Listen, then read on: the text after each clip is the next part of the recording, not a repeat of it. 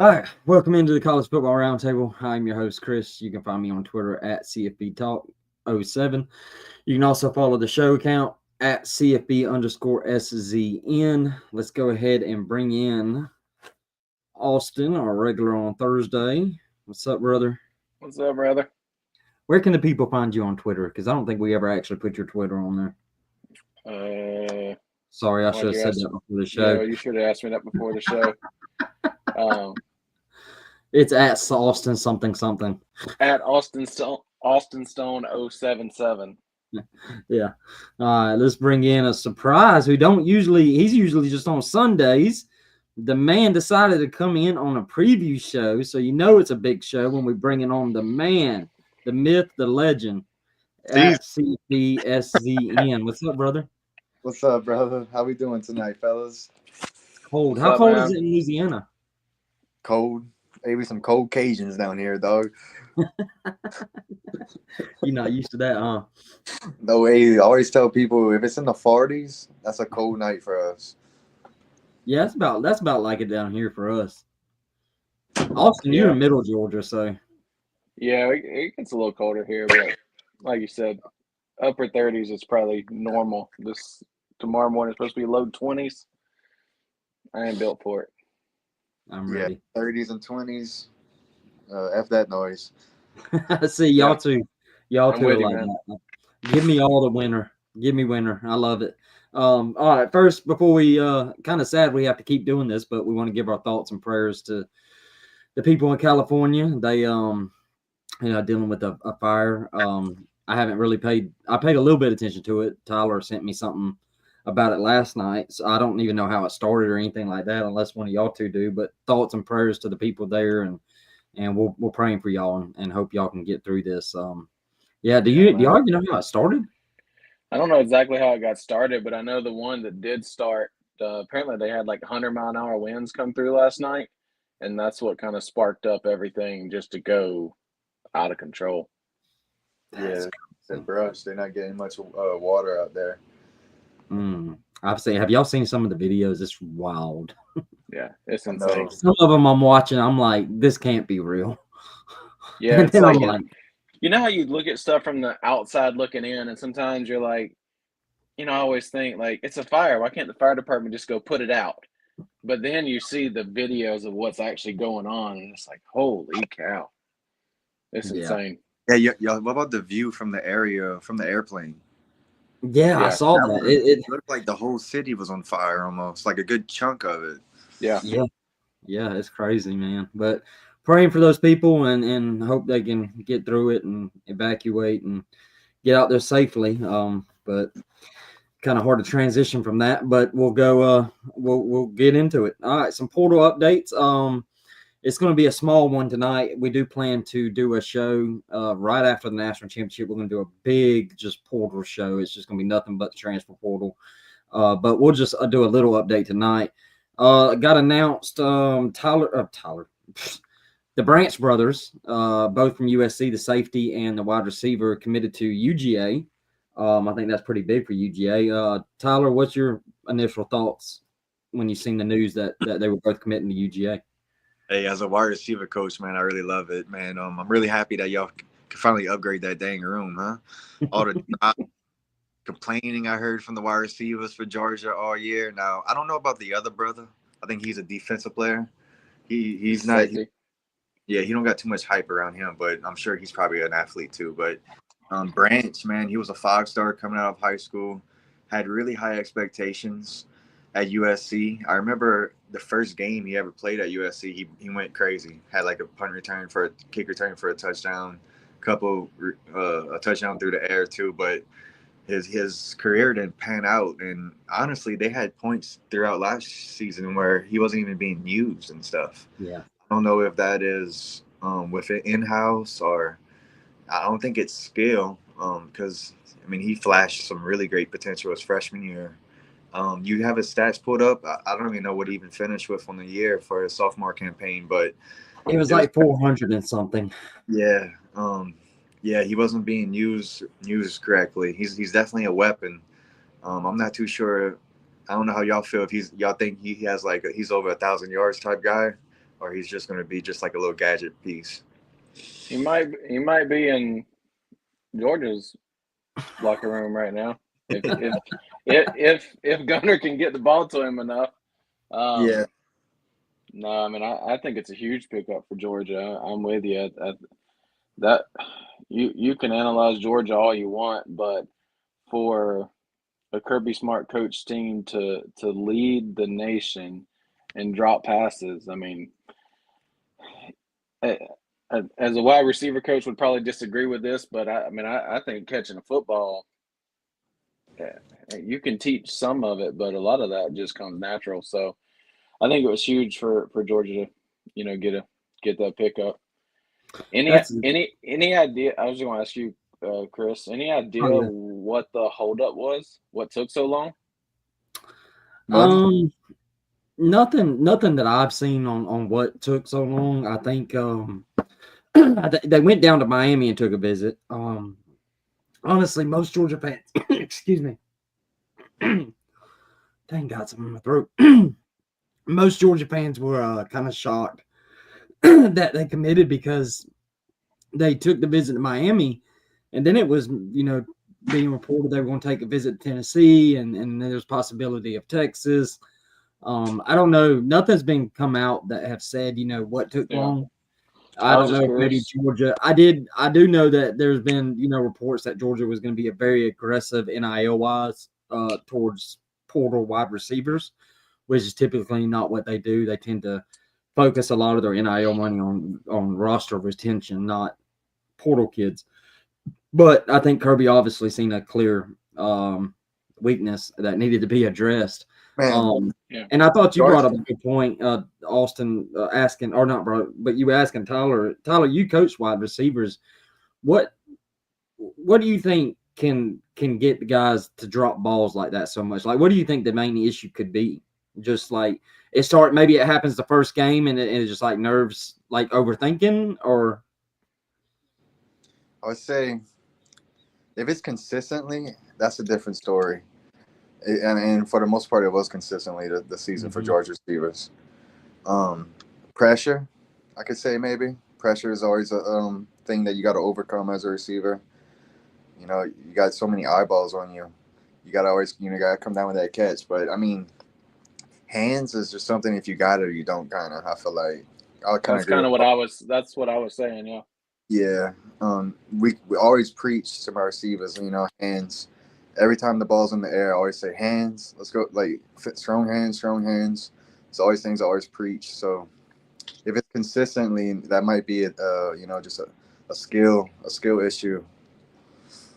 I've always heard that a cornerback was just a wide receiver that didn't have hands. Yeah, a DB. Yeah, a DB. Yeah. But man, Chris told me last night. Georgia hasn't had a receiver over 1,000 yards since 2003, dog. Wow. That's hard to believe. Terrence Edwards, last one. It's hard to believe, but then it's not hard to believe because Georgia just loves to freaking pound the rock and hit play action. But man, like AJ Green didn't even go over 1,000. It's crazy to think about it when you think AJ Green and George Pickens. It's like those are the two best receivers over there. It's like, and then you have Brock Bowers, who I was going to say Brock Bowers just went for 1,000 in his first year in the NFL. So did Ladd McConkey in the NFL, but not at Georgia, huh? Not at Georgia. So Bowers didn't hit 1,000 either. No. Mm-mm. Damn. No. Trust me, if he did, it'd be celebrated like we won the national championship. One of the biggest complaints on Georgia message boards is not having a 1,000 receiver. It's like we got a national championship, but we are like just ready to see a 5-star of Ryan Williams at the University of Georgia, and we've got one coming up that we have high hopes for, but I don't know, maybe the curse will be broken at some point.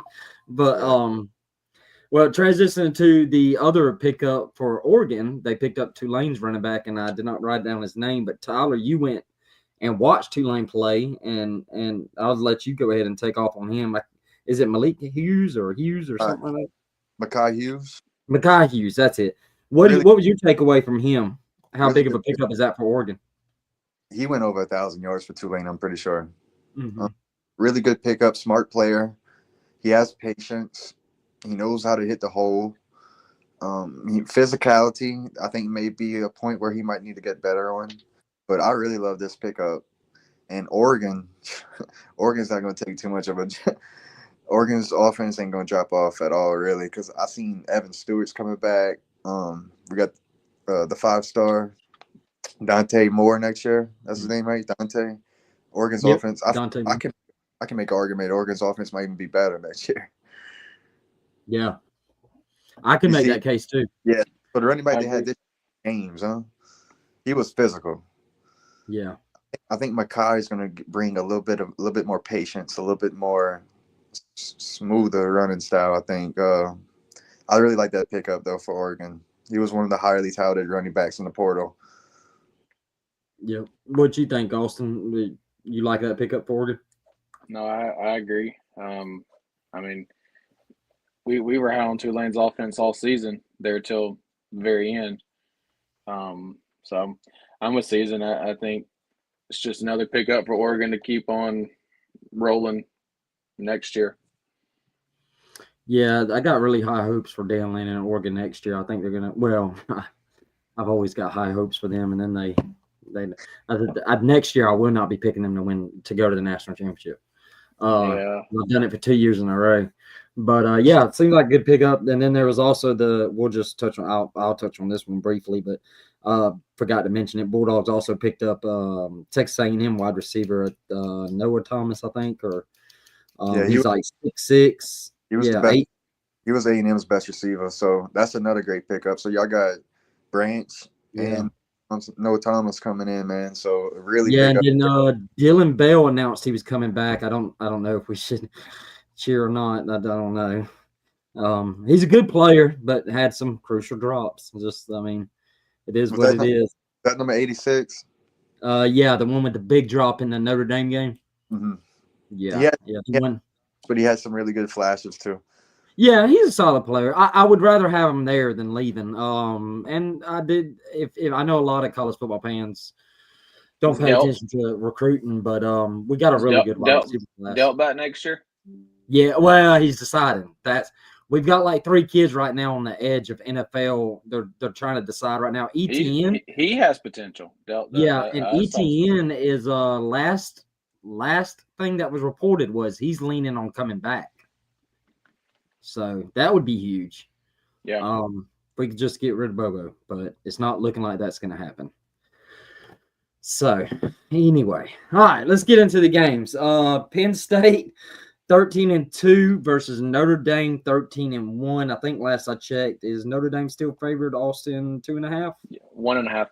1.5. So Notre Dame's favored 1.5. We'll start with you, Austin. What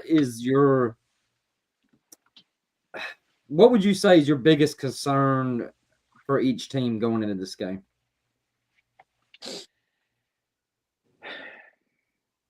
I don't know that for me it's about what can each team do. I think we were talking earlier today, Drew Aller's been playing freaking phenomenally the last part of the season and into the playoffs. Can Notre Dame stop him? And the biggest concern for Notre Dame is can they move the ball? Can they put points on the board? And as I say that, it almost makes me want to change my pick, but I'm picking Notre Dame to win this game. I think they showed some scrappiness against Georgia I like to see the scrappiness. I don't think they necessarily dominated Georgia like the scoreboard does, because if you take away the minute before the half and the 30 seconds after the half, and that's a whole nother ball game. But I think coming through that, coming out of that, I like Notre Dame to win this game. I do want to comment. I was reading something, and I feel like I wouldn't be doing my family justice and my dad justice if I didn't bring this up. But we have this old thing talking about defense doesn't win championships anymore. Well, I was looking at the defenses. Yards allowed per game: Ohio State first in the country, Texas third, Penn State sixth, Notre Dame eighth. defense Look does at still you. win championships, folks. That's what I'm talking about. Look at you. Dad, my boy's bringing the heat. Tyler, what would you say is your biggest concern for both teams? Real quick though, we have any major injuries in this matchup? Yes, thank you. Well, last we heard from James Franklin on the Penn side of things, Carter looks like he's going to be a game time decision, but from everything I'm seeing, it looks like he's going to play, which is the defensive player for Penn State that's got 11 sacks this year. On the Notre Dame side of things, the report from Marcus Freeman, so take with a grain of salt, he's good to go to play, but I would tell you that I have followed many Notre Dame media, and they have said he has gone from wearing just a sleeve on his knee to wearing a small brace to, I heard somebody being quoted saying they watched him at practice wearing a brace that made him look like the Terminator. That's how big the brace was. So there is some concern with Love. He wasn't that effective against Georgia, and hey, it wasn't because Georgia's special. Their run defense wasn't that good. Love and Price only combined for 16 carries and 56 yards. So that is definitely a concern that Love is possibly playing hurt. Okay, so and then all right, I think my biggest concern for Penn State would be a slow start into this game. You know, they can't come out and and only put up 3 points in the first half. I think my biggest concern for Notre Dame here is going to be in the passing game, how the play calling, how the passing game is going to look on 3rd and long. That's kind of like my biggest concerns for both teams right now. I would agree. I think I had wrote in my notes, I think this game is going to be pretty similar to the Georgia Notre Dame game. I think it's just going to be a slugfest. Yeah, low scoring. I would say both teams are very, very similar, very even. If Drew Aller continues to play like how he did, I think Penn State wins this. I think Drew Aller is a better quarterback. I think both defenses are very, very similar structured. Penn State could stop the run. Look what they did to Jenny. If they stop Love and Riley on the ground, I think they're going to force Notre Dame into some really tough situations here. I'm not high on Riley. He's a decent. He's not a great quarterback. He's a decent quarterback. His passing game is his weakness. I think in this matchup you're going to have to be forced to make some throws. I don't think they could win like how they had the game script against Georgia. I think no. I put down on my notes. I think this game is going to come down to which offense can get the big play and the touchdowns. And for me, like you and Austin has brought up, I think I give a slight edge to Penn State. I know they're not that explosive in the passing game, but they are more explosive than Notre Dame. They have the ability with Tyler Warren. Yeah. So that's what I think it's going to come down to. I just think it's whose offense is going to make the play. And I haven't seen – I'm trying to think right now. I've watched quite a few Notre Dame games, and I just haven't seen them have to win that way. And I think they're going to have to win that way this time.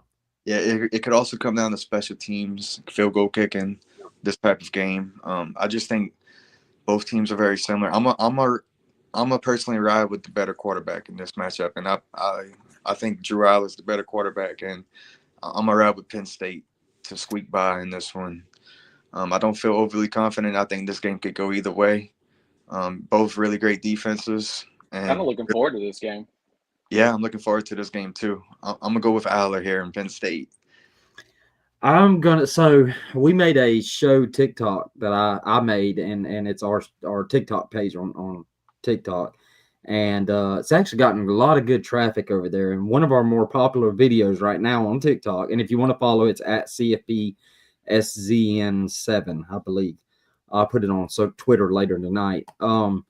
But one of our popular videos that we've gotten over, I haven't told Tyler this, so this will be the first time I told him, we've gotten over 2,000 views. Hey. 15 likes and 7 comments. And the most popular one is me getting on there, and it was during our recap show, telling Notre Dame fans I was wrong, how we were out-physicaled, outclassed, out-coached.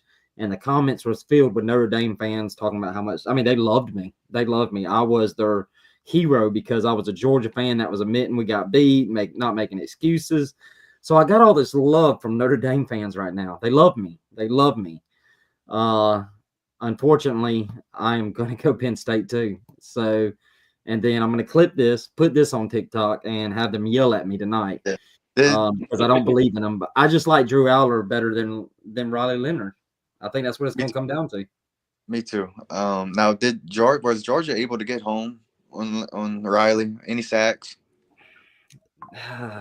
No, not really. That's going to be something to watch for. Now He had about 14 carries, I think, 13 carries, 90 yards, and he only passed for 90 yards. And it was a lot of run play design for Riley. Yeah. Some of it was a mix. Yeah. Yeah. So Notre Dame's obviously going to have to win the early downs in this game if they want to continue that type of game script. If you were to point to one stat for this game that you think would be the major deciding factor, what would you think it would be? Turnover battle? Well, I think it's going to come down to I had wrote down when I was doing some research, Notre Dame right now, they rank 131st in successful passes per dropback, which is basically just being explosive. So they're 131st. I mean, I think it's that. I really do. I think I think without a passing game and without the ability to be explosive, Penn State's just going to be able to, Now, Penn State's not that explosive. They're like in the 80s or something, but they do just enough that I think they can beat Notre Dame. I think that's the stat. I think that's what it's all going to come down to. What about you, Austin? If you were to point to one stat, maybe. I mean, I think the turnover battle obviously matters in every game, but in this one, I think because I think this is going to be such a ground and pound kind of game, maybe the turnover battle doesn't matter as much. But for me, honestly, I think I'm gonna go opposite of Chris, and I think it's whose offensive line is able to establish a run game to allow the passing game to open up. Because if they're able to just tee off on Drew Aller, then I don't think he can perform the way he has. Right. And obviously the questions are on Notre Dame and Riley Leonard. So I think it's who figures out how to run the ball is gonna open up the ability to make the big play like y'all said to be able to close it out. Tyler, I wanted to ask you, so Notre Dame plays a lot of, they mainly are man coverage. They're a man coverage defense. I was reading something earlier today that's all they really do. They put their cornerbacks on the island. What is something, does Penn State have the receivers to expose that? Or what is some things also that a team can do to beat somebody that's just plays mainly man coverage? I mean, Tyler Warren is a man beater. Tyler Warren is a man beater. If you could win early downs and set yourself up for some easy distance, that's always going to help you out because it's going to be tough to go over the top at times. You gotta hit him when you're least expecting it at times too. But I think Tyler Warren could be the deciding factor for sure over the middle. I'm not too high on Penn State's receivers, however. I know they got Harrison Wallace. Whenever you look at the box score for a Penn State game, it's like Tyler Warren, 6 catches, almost 100 yards, and like 1 or 2 touchdowns. And then like the receivers, they only get like 2 catches each. They don't have a good receiving room. They're pretty similar to Georgia in that way. They don't get much volume with their receivers. So honestly, they may not do much. To be honest, they're not exactly like Georgia because Tyler Warren did have a 1,000-yard season, but yeah, and they catch the balls. Yeah, but I think Tyler Warren, that's going to be your guy, man. He's been the guy all year. He's the red zone guy. He's your one-on-one beater. You can't. There's no one really in the country that could be able to guard him one-on-one. Basically, that's been able to prove it, right? Yeah, no. Tyler Warren. I think Tyler Warren. He's your guy here in this matchup. What can Notre Dame do? Like, so like I said, they play a bunch of man coverage. Is there any? I had read something earlier, and I don't know if I'm getting the terminology right. When they're playing man like that, what can they do to help with the guarding of like Tyler Warren? Can they like bracket him? Is that the right terminology? Yeah, I mean, it all depends on how we formation and how to line up and stuff. You can at times, but Tyler Warren's most likely going to be over the middle. It's hard to bracket somebody over the middle. Got you. Outside guy, you could easily bracket that. It's going to be really hard to bracket someone over the middle, though. Yeah. Nick I- Nick Saban was quoted one time when he was asked about why he puts his cornerbacks on an island or DBs on an island like he does, and he said, "I need somebody to guard somebody for right at 2 seconds. Because it's deep. That's all the quarterback's going to have time to throw it." I like that. I like So, that. Yeah. yeah. So now, like how Austin said earlier, if Penn State's offensive line doesn't hold up for this game, that's going to be major concerning. Yeah. Major concerning. Now, you remember against Boise State, Aller, man, those bucket throws he was hitting. Yeah. Man, if he hits that this game, I feel like you can't be scared against the man coverage, even without the necessary talent you have. Maybe I think you could still try some deep shots here and there. I wouldn't wipe it out completely versus the man. If he throws the ball like he did against Boise State, it's Penn State. Penn State will probably run away with this game. He's really been impressive. He was a quarterback I was so down on last year and some of this year, but these last 2 playoff games, and I get it was Boise State and SMU, but hey, those were NFLs, bro. Yeah, exactly, and I just think he's really impressed me with how he's played, and right now it looks like him and your boy Nuss is going to be the ones battling out for QB1 next year. But last question on this game, I want to ask both of you before we move on to the next one. It feels like James Franklin's under the most pressure, right? Do you think Penn State fans will, if they lose this game, will they be like, okay, well, we made it this far, it's pretty cool? Or will they be like, well, we played Boise State and SMU, went against Notre Dame, and it's a big game, and we lost again. Do you think this could be a moment for Penn State fans to kind of jump off the James Franklin bandwagon if he was to lose? I don't think so. Hold up. If he would lose, you're saying if the bandwagon fans would hop off of him? So you say that again, sorry. If James Franklin were to lose, you're saying if the bandwagon fans would hop off of him? Yeah, I'm just saying, like, how much is he under a lot of pressure if he lost this game? Because it's always like the big game. I lose the big games. He's facing more pressure than Freeman. Yeah. He's facing. Notre Dame fans just happy to be here, right? I would say both teams are probably happy to be here for sure. I think Franklin faces more he's more scrutinized a little bit.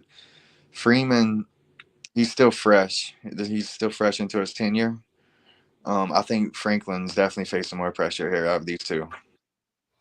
Yeah, I would agree with that. I agree 100%. I mean, you've had another solid season where you went 13-2 now, but your 2 losses are to the 2 big games you had in Oregon, Ohio State, and a real fan's going to admit we got a lucky draw with the playoff rankings and like you said in SMU and Boise State, but yeah, I mean Franklin's got to show he can win the big game. Yeah, he beat Ohio. Well, he beat Ohio State once. You remember, 2016 or something like that. Yeah, it's been a long time. That's what I find even more scary for Penn State is that a potential Ohio State looming that. I mean, Ohio State's looming for either one of them. So yeah, that's a perfect transition. It just hurts more for Penn State because that's their arch rival, though. Yeah, no, without a doubt. It's one thing to lose to them, but to lose to them in a natty. Yeah, and that's gonna be tough. Could you imagine losing to Florida in the national championship? Oh God, no! God, no! I would jump off a bridge. Like, Season, could you imagine losing to Alabama? Oh yeah, you can actually. Never mind. Yep. Sorry, my bad. Yeah, but at least I respect Alabama. Yeah. I read that one time that it was talking about how like some rivalries, take Georgia Florida, is built off of hatred. I feel like the Alabama LSU rivalry is built off of respect. I hear that. Just because we've had some great, freaking amazing games in the past. Yeah. I hope we get back to that one day. Yeah, Yeah. the NFL players and obviously the coach been at both schools and yeah. Yeah, but Yep. So anyhow, that was a good so I got Penn State, Tyler's got Penn State, Austin's got Penn State. All right, let's no, go on. I took Notre Dame. Oh, you took Notre Dame. I'm bad. My I bad. did take Notre Austin Dame. has Notre Dame. Tyler has Penn State. Yeah. I have Penn State. So yeah, all right. All right. Texas 13-2, Ohio State 13-2. Look, hear this real quick. Ohio State versus Tennessee and Oregon has averaged the most yards per play, allowed the fewest yards per play. And then here's this little nugget that I found that I thought was pretty cool. When I was watching Ohio State versus Oregon and Tennessee, I was like, man, they just look different. They look different. They're doing something different they didn't do in the regular season. I think season will appreciate this. 12 personnel. So for the fans that don't know what that is, season will be proud of me. I know what it is. 1 running back, 2 tight ends, 2 wide receivers. Right, season? Yes, sir. Yes, sir. Look at that. During the season, they only use that 15% of the time. During the playoffs in the last 2 games, 43% of 12 personnel. Season, we started with Austin last time, so we'll go with you.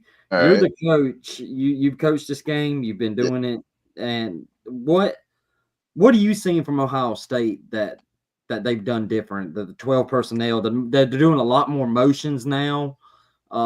Shifts and all that. It's just like it's almost like they got to the playoffs and just completely changed everything. That's right. And you remember I was the biggest critic of our boy at Ohio State, Chip Kelly, all year. Yeah. We could go back and countless shows of me complaining about unleashing the offense. And you're right, man. We got to the playoffs and where it's been, for the most part, the regular season was all about the run game, all those nasty run designs he was hitting them with. But now the passing game is just where it needs to be. Jeremiah Smith, they cooking him up, getting him out into the flats, getting him out into misdirections on outs. That nasty fake post corner was that we call that a cop route. So yeah, Chip Kelly, he's unleashing this offense. And honestly, if Ohio State continues to play like how they're playing, no one's beating them. I mean, that's good. Yeah. Now, I would be really surprised if they lay an egg, just with the momentum that they've been killing, like just riding with. If they come out and lay an egg, I'll be a little disappointed against Texas. I just think everything's clicking at the right time. You want to be playing your best football at this time of the year, and that's exactly what Ohio State's doing.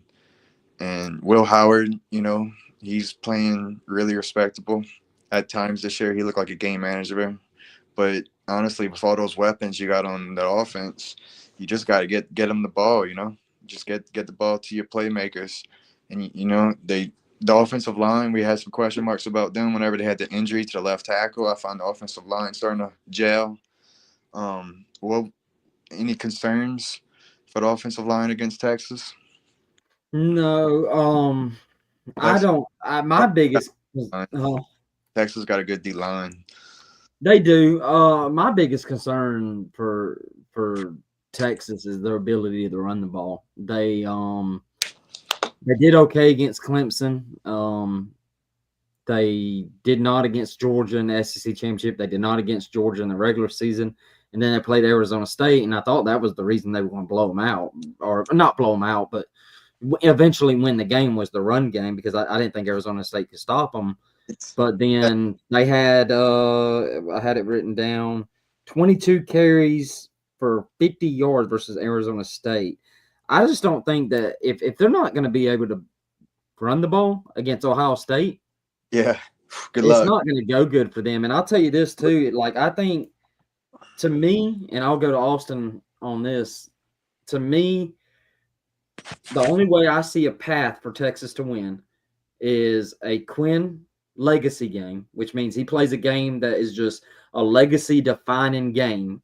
And we haven't seen that yet with Quinn, I don't think, except maybe the Alabama game 2 years or a year ago. He had that really great game, but then he's been inconsistent ever since then.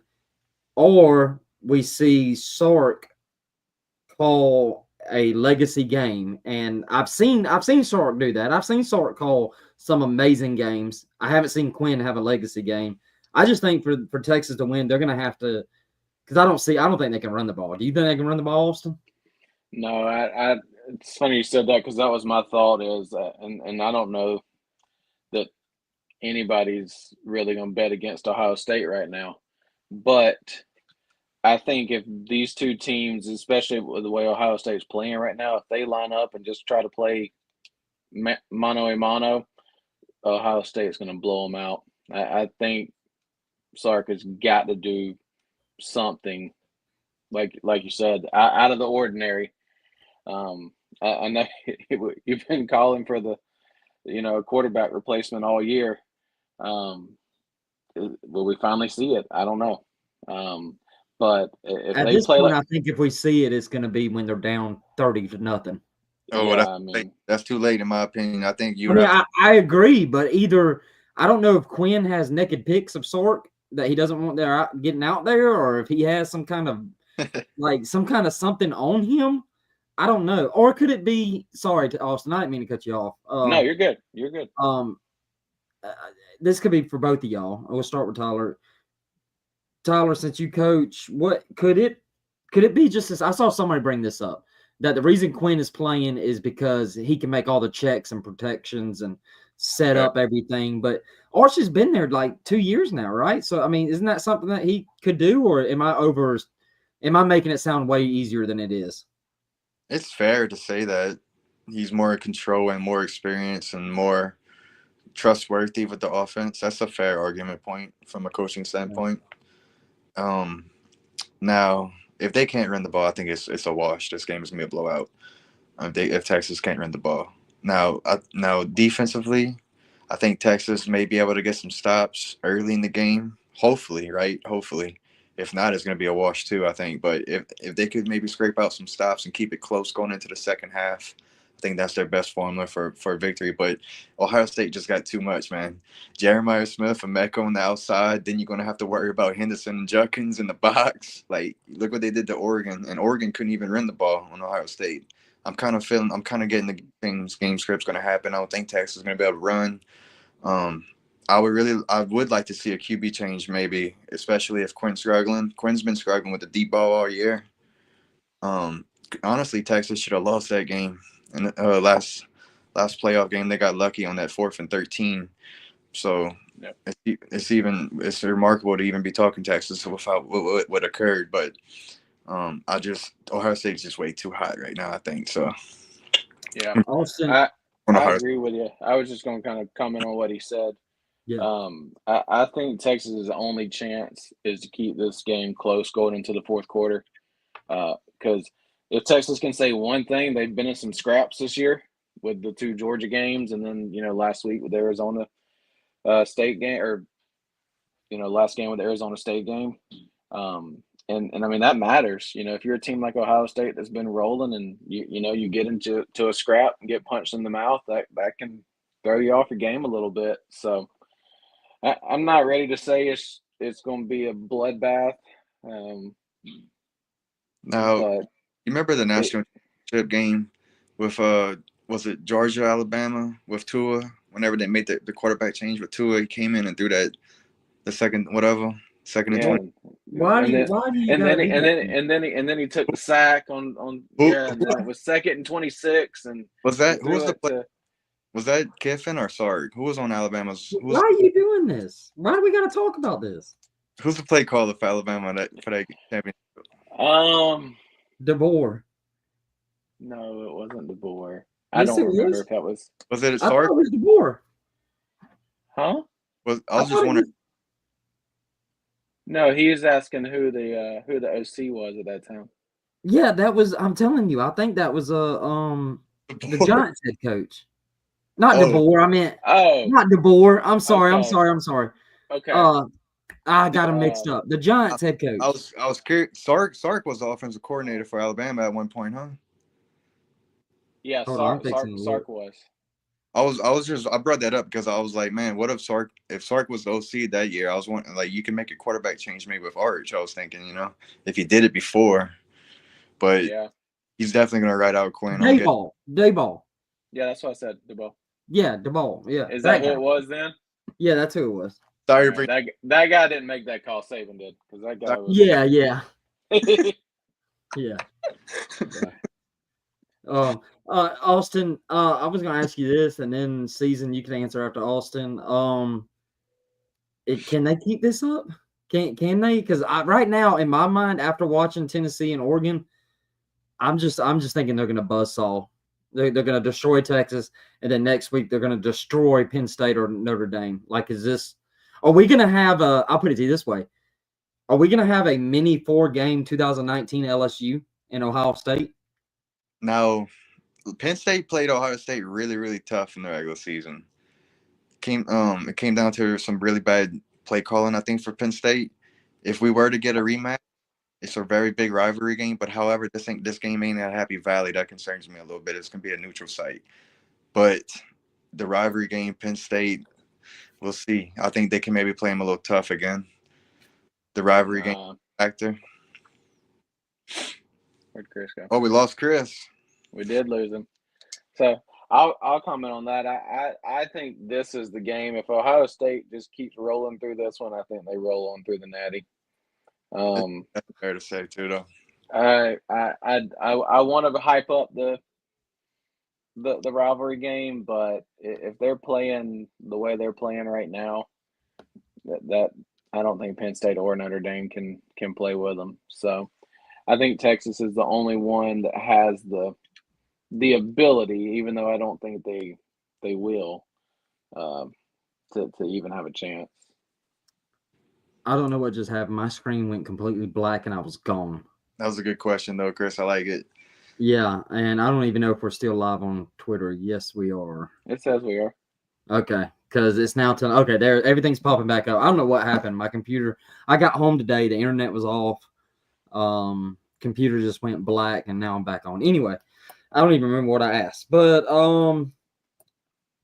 so I'm gonna ask this question. I'm gonna piggyback on the last game. Same question you asked us.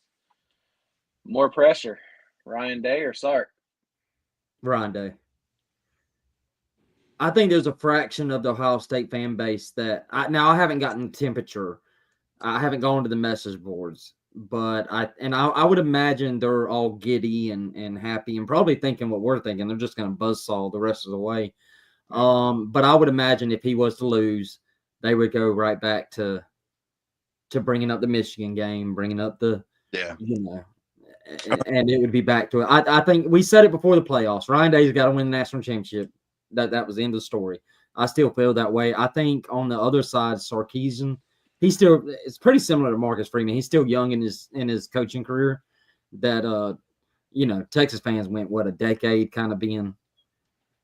I mean, he's young at Texas. He's not young in his career, though. You forget. He's not young in his career. I'm talking about he's young in his. Yeah. Then he ruined it, and then. Yeah, he's young in his Texas career, and I think Texas is just, they know that they're going to keep coming back as long as Sark, is the head coach. I think there's Ohio State fans that think Ryan Day, if he can't get it done with this team, he may not ever get it done. I don't know that I disagree with that. Tyler, what you think? Oh, 100% Ryan Day. Yeah. 100%. Yeah, that's the easy one. There's no one facing more pressure than him, honestly, anywhere in the country.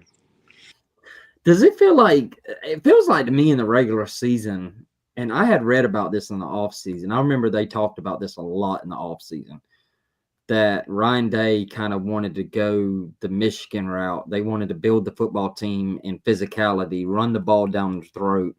They wanted to stop being so finesse, a lot of speed. They wanted to stop being so fancy and spread and all that. They just wanted to be, dominating on the offensive line, dominate running the ball.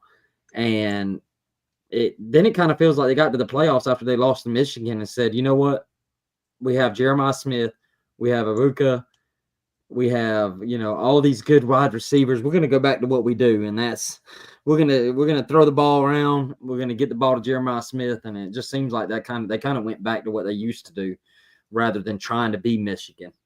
Bro, I'm looking up some stats right now. Will Howard only got sacked 10 times on the year. Oh, I didn't realize that. I didn't realize that either. And we downed the offensive line at times, especially after injury. Only sacked 10 times on the year. Everybody keeps talking about the deep, and the defense is elite, but everybody keeps talking about the defense. They keep talking about Will Howard. They keep talking about Jeremiah Smith, the running backs. I don't feel like the offensive line's getting enough credit these last 2 games. Hey, man, you're right about that. That's impressive to notice, especially losing your starting left tackle mid-year. Yeah, I don't think the offensive line in the playoffs is getting enough credit. I think they've been the actual difference maker. And then look at this. Run. Travion Henderson and Judkins both over 900 yards rushing. Yeah. Both got 10, both at 10 touchdowns on the year. Yeah, and I think it's got to be frustrating. I mean, it ain't going to matter if you win the national championship, everything will be forgiven, but it does have to be frustrating to watch this team these last 2 weeks and go, where's that been? Yeah. Why has that not been the plan all year? Why has that not been how we've looked? Season, you were an LSU fan, so I know this is going to be hard to ever. But do you think if this Ohio State team played like this all season, they would be compared to that 2019 LSU team? Because these last 2 weeks have been so good. Yeah, but the Will Howard thing really put that for sure, I think. Yeah. Yeah. It's going. They're playing good. I don't know if they're playing that good. Okay, a little overreaction. Yeah, a little bit.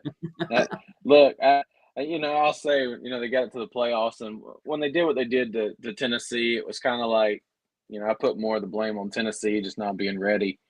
But then when they jumped up 34-0 on Oregon last week, then it was, kind of got my attention a little more. So, but yeah, I think it's overreaction to compare him to Joe Burrow. Don't get me clipped. I said if they were to do that for the whole season, not just the 2 games. Like if they had played like they did these last 2 games all year. Oh, okay. Maybe. I don't know. Will Howard. Yeah. I wasn't saying these 2 games. I'm not that stupid, y'all. Will Howard's not really that flashy though of a player. Yeah. I was saying if you took this 2 games and translate it to the regular season and they played whole. If Howard was an NFL or like a flashy player, then I'll give you that argument. Yeah. But I think just the system around him right now. Yeah, I will say this is kind of an interesting thing. I was just scrolling here on ESPN, and obviously the betting line is influenced by where the money's going, right? Mm-hmm. So obviously Ohio State is a 5.5 point favorite there. But if you take the ESPN analytics predictor, ESPN actually has Texas favored to win this game. Really? They've been high on Texas. That computer system. The analytics, yeah. That's what I'm saying. Analytics versus, I don't know. I've always been one to follow the money. If there's anybody on this show, I know how Season feels about it, and I know how you feel about it, Austin. I love advanced stats, but one of the things I cannot understand for the life of me is a system that's telling me Texas is good, and I've watched this team. I'm not going to sit here and do the fan thing. I'm not going to do the fan screaming on Twitter and yelling that Texas is overrated. They suck and their schedule. I'm just saying, I think they're a really good ball club. I think they're a really good team. I think they're coached well. I think Sark is one of the best offensive play callers in the country. I just think that I don't think they're great. I think I found a weakness for Stark though a little bit. What you think that is? Some of his red zone calling and especially whenever he gets into overtime and situational football, I'll notice his red zone offense for the last 2 years have been atrocious, bad, horrible. Situational football is a little bad too. I noticed with Sark. That's one week I picked up over the last couple of weeks. I guess my general point is I just didn't think I think before the playoffs start, I kept seeing almost other than Ohio State, there's been a few, but almost everybody was picking Texas. And I was like, I don't either I'm the idiot or I don't know what these people are seeing because I watched them against Georgia, did not play good. Yeah, and we having a snowstorm in Dallas. It's going to be freezing temperatures. Big Ten should be that. snow on the ground. Texas struggles to run the ball already. You know, Yeah. Yeah, I read that about the Penn State. It was talking about Penn State, going down to Miami and playing in that stadium. They're expecting to have like 65,000 people at the game, which is downsized to what Penn State's used to playing at. They average over 100,000 fans a game. so which team travels the best this week? Obviously, Texas. the Cotton Bowl's in Texas, so Yeah, that's our Texas. travel. But Ohio Well, State, it's not being played in the actual Cotton Bowl. where is that? Jerry's World or? Yeah, it's in Jerry's World. Yeah. Oh, okay. They could close the dome then. Yeah, they'll close the dome. Yeah, Oh. yep. Yeah. Don't have no snow on the ground. I like that. Yeah, I they're like gonna close it. Yeah, they don't do the playoff at the Cotton Bowl in Fort. I wish they would. Screw it. Put it at the old Cotton Bowl. Yeah. Uh, That more because I didn't want to have no excuses, or I didn't want to have I didn't want to have no like snowball where it's like 14-10. Yeah. I think I like my playoff games to be perfect weather. I don't like them to affect the outcome of the game. I know that's controversial because people get on Twitter and yell like, that's football weather. And I'm like, yeah, no, not in the playoffs. Now, what about Penn State, Notre Dame? Who travels better for them? I really think, I don't know, because I think Notre Dame, I think both fan bases are probably going to try to save their money for Atlanta. Notre Dame's probably going to travel a little bit better than Penn State, you think? I think so because Notre Dame has such a huge alumni base. I think Penn State's probably going to hold back and go, you know what? Let's save our money for Atlanta just in case. I think that's going to be the case. I think Texas will travel better because it's in Texas, and I think Notre Dame's going to travel better to Miami. It's a shame that these games are on a Thursday and a Friday, bro. The semifinals. Got to protect the NFL. Yeah, the NFL, huh? Yeah, got to protect the NFL. That's unfortunate, but I wouldn't even watch the NFL if it was on the same day. No. If they played Saturdays or Thursday and Friday, I'm watching college football. Yeah, I'm watching. I'll watch a MAC action game. All day. Yeah. No, I ain't watching no MAC, but I watch finals for sure. Season the G5 hater. Hey, speaking of that, we got to give a little shout out to North Dakota State, FCS champions this week. North Dakota State. Yeah, man. Championship. That second half of that game got good for a little bit. A little bit. North Dakota State jumped out to a big lead, but Montana gave them a run. Yeah, I thought it was really a really good game. I was rooting for Montana State because they hadn't won a national championship, I think, in 40 years. Like that, yeah. I know me and Chris were texting in the fourth quarter, like, I ain't gonna make it, man. I'm about to fall asleep. Yeah, I'm glad the college football playoff is at 7:30, not freaking 8:45. I can make that work.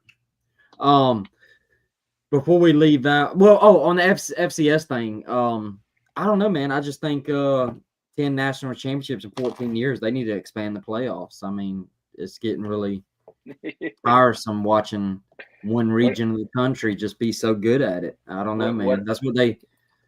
How many do they have in their playoffs now? Is it 30? 24 teams, 24? and I keep hearing how we had to expand our playoff because, we got tired of the same 4 teams. Some parity.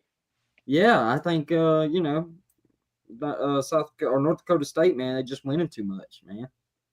So the semifinals are in the Orange Bowl and Cotton Bowl. Where's the final? Atlanta. The Peach? Yep. Okay. Yep. Austin's promised to take me, so that's awesome. Dude, I was thinking about that last week. Like, we should get tickets to the Peach Bowl one year, and we probably could have got tickets to that Texas Arizona State game. I mean, stadium ain't but like an hour from my house. Yeah, it's not far. Probably could have got them pretty week, so yeah, we're gonna have to keep that in mind. But man, this was a great show. Season went with Ohio State, right? Yep. Austin, Ohio State. Yeah, I'm going Ohio State. What do we think they cover? I think they cover. I think they win by double. Me too. Yeah, I think they cover. Yeah. All right, man. That was a great show. We got got big things in store for the off season, guys. This thing is not gonna stop.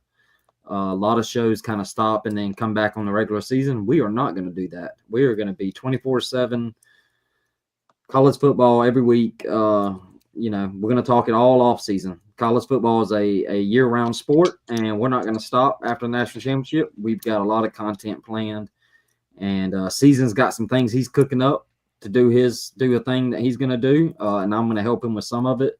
And then some of it, he may have his own thing too that he's going to be cooking up. So y'all just stay tuned. We're going to have a lot of stuff planned. We're talking about it. It's in the works. And y'all have a good night. And we'll be back Sunday. Me and Season will be here Sunday to recap the semifinals. Me and Austin and possibly Season will be back next. When is the national championship? January 20th? Monday. So yeah, we'll just do that previous Thursday before that Monday. So we'll come back then and preview the national championship. So hope everybody has a good night, and we'll catch y'all Sunday night, me and Season.